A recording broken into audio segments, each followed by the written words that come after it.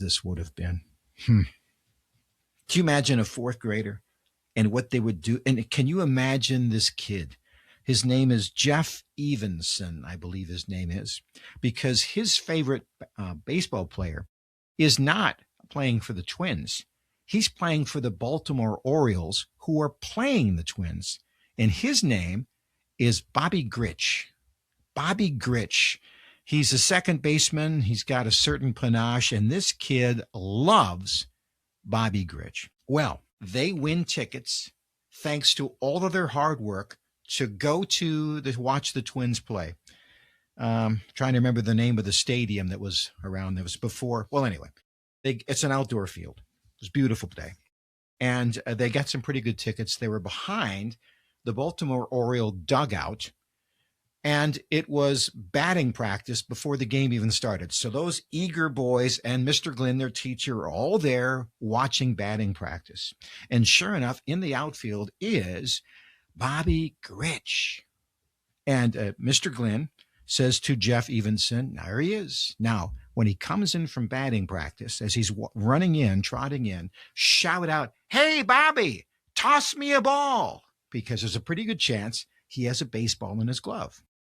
So this fourth grade kid sees Bobby, his hero, run in, and he says, "Hey, Bobby, toss me a ball." And sure enough, tosses it to him. He catches it. Oh, can you imagine the look on his face? And then the game starts, and they all got their gloves, right? And they're behind the dugout, and that's pretty good foul ball territory, right? And so Mr. Glenn, Jim, says, now, here's the deal.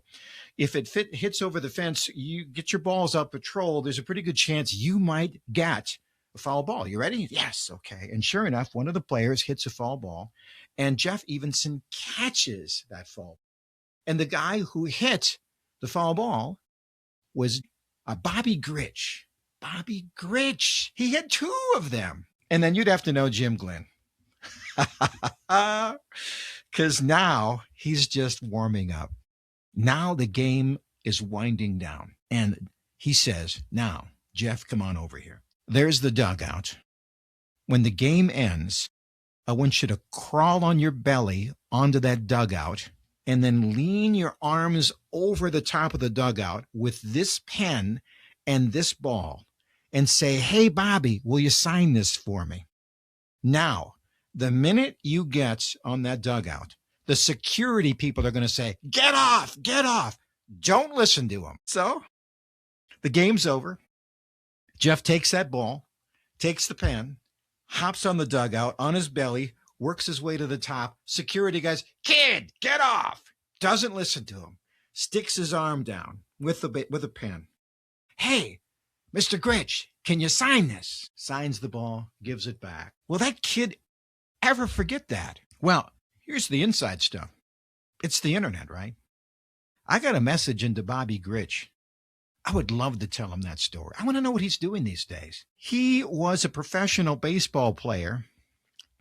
He was nominated for the Hall of Fame, got like 3% of the vote, so not really a chance. But sabermetrics and some of the new stats said he was much a better player than he gave him credit for. I think he works for the Angels now. He's in his late 70s. Does he even know the impact he made? Jeff Evenson, you know how many there are out there? There's a lot. Jeff, if you're hearing the story, call me up.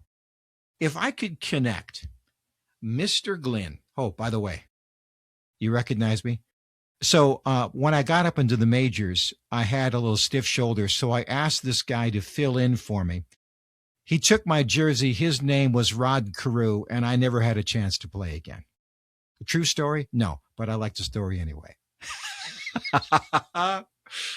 Anyway, wouldn't it be great to connect Bobby Grich, Jim Glenn, and Jeff Evenson? You know, I know you know somebody who's got a story, maybe not that story, but another good story. Those are the stories I want.